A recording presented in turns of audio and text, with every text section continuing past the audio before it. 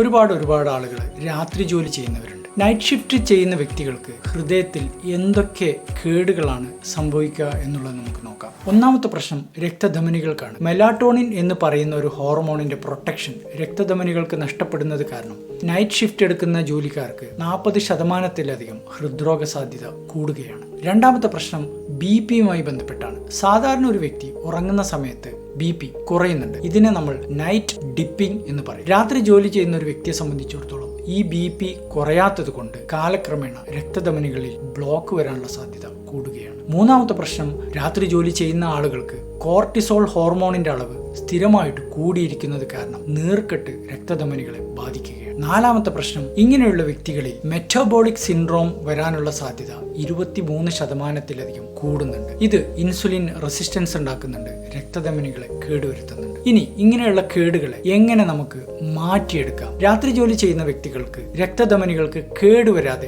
എങ്ങനെ നോക്കാം എന്നുള്ളത് ഞാൻ പറഞ്ഞുതരാം. ഒന്നാമത്തെ മാർഗം ബ്രൈറ്റ് ലൈറ്റ് എന്ന് വെച്ചാൽ നല്ല വെളിച്ചത്തിന് നമ്മൾ എക്സ്പോസ്ഡ് ആവുകയാണെങ്കിൽ മെലാറ്റോണിന്റെ പ്രശ്നം ഒരു പരിധിവരെ നമുക്ക് തടയാൻ വേണ്ടിയിട്ട് സാധിക്കും. അതുപോലെ തന്നെ രാത്രി ജോലിയുള്ള വ്യക്തികൾ ജോലി ഒഴിവുള്ള അവധി ദിവസങ്ങളിലും ഒരേ ചിട്ട നിലനിർത്താൻ ശ്രദ്ധിക്കുക. ആ ദിവസങ്ങളിലും അവർ ഉറങ്ങി തീർക്കാൻ പാടില്ല. ഉറക്കത്തിനുള്ള ടൈമിംഗ് കൃത്യമായിട്ട് ആഴ്ചയിൽ എല്ലാ ദിവസവും കൊണ്ടു നടക്കുക. ഇത് നമ്മുടെ ശരീരത്തിലെ ബയോളജിക്കൽ ക്ലോക്കിനെ നിലനിർത്താൻ വേണ്ടിയിട്ട് സഹായിക്കും.